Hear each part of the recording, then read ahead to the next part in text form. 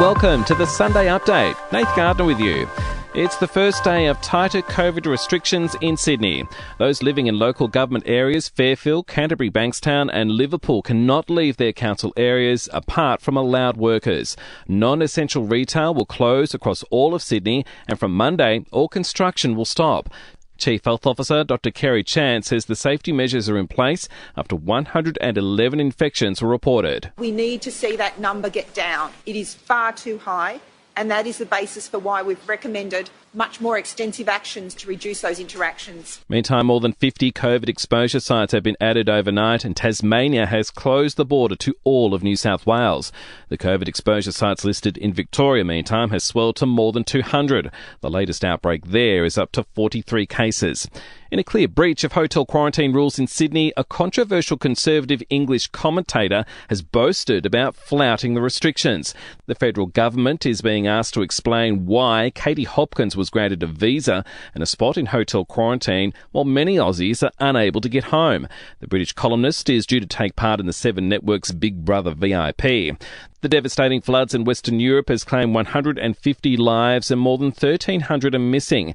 And scientists are working to keep koalas out of harm's way from looming bushfires by tagging the marsupials with small homing beacons that will alert authorities when they're in the path of a fire. To sport now, Melbourne Storm has come away with a 48-4 win over Newcastle to remain on top of the NRL ladder. Wins also to the Raiders over the Sharks and the Roosters, too good for the Cowboys. In AFL, for the second time this season, there's been another drawn game, with top side Melbourne notching up a draw with 17th place side Hawthorn 79 apiece. D's coach Simon Goodwin says his boys let themselves down. We're pretty disappointed with how we played. I think we've got some pretty high expectations of how we'd like to play, and certainly our intensity and urgency in the areas that we really want to build our footy club on probably weren't to the level. In other games, the Bulldogs held off the Suns by 11 points and Port Adelaide too good for St Kilda. And in Tokyo, the first COVID-19 case has been confirmed inside the Olympic Village, less than a week out from the opening ceremony. To entertainment news now, production of Season 2 of Bridgerton has been paused indefinitely. It was shut down for 24 hours last week after a crew member tested positive to COVID, but another infection has been discovered.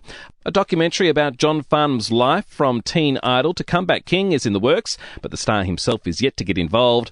And new pics have emerged of fashion designer Ashley Olsen, one of the Olsen twins that starred in sitcom Full House, and her new boyfriend, artist Louis Eisner.